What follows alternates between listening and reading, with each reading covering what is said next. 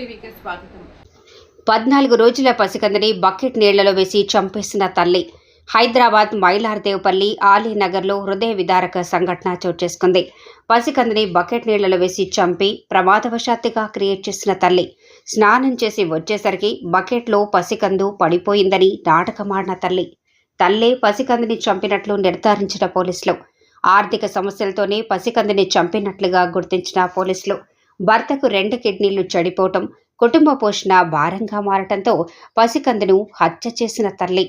పసికందు అనుమానాస్పద మృతి ఛేదించిన పోలీసులు పసికందుది హత్యని తేల్చి కేసు నమోదు చేసి దర్యాప్తు చేస్తున్న పోలీసులు.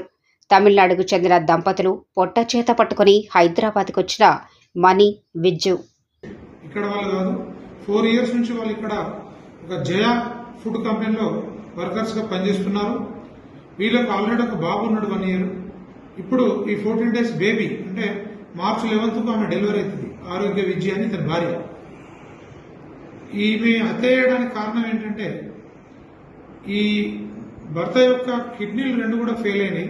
ఆయన ఆరోగ్యం బాగలేదు, ఎంతకాలం బ్రతుకుతాడో తెలియదు అని ఈమె మదనపడి ఆడపాప పుట్టింది, మళ్ళీ ఈమెను చదివించాలా, పెళ్లి చేయాలంటే బాగా ఇబ్బందులు అవుతాయని చెప్పి భావించి ఆమె తన సొంత కూతురునే బాత్రూంలోని ప్లాస్టిక్ బకెట్లో వాటర్లో వేసి చంపేసి మళ్ళీ పాప కనిపిస్తలేదని చెప్పి వాళ్ళ అత్తమ్మకు మిగతా వాళ్ళకు చెప్పి కొద్దిసేపు ఆమె యాక్ట్ చేసింది. మేము కేసు రిజిస్టర్ చేసిన తర్వాత పోస్టుమార్టం తీసుకున్నాం. పోస్టుమార్టం రిపోర్ట్లో కూడా ఆ పాప వాటర్ తాగి చనిపోయినట్టుగానే రిపోర్ట్ వచ్చింది, నివేదిక. మరియు ఈరోజు ఆమె తల్లిని అదుపులోకి తీసుకొని విచారిస్తే తన కూతురును తానే చంపినట్లుగా ఒప్పుకుంది.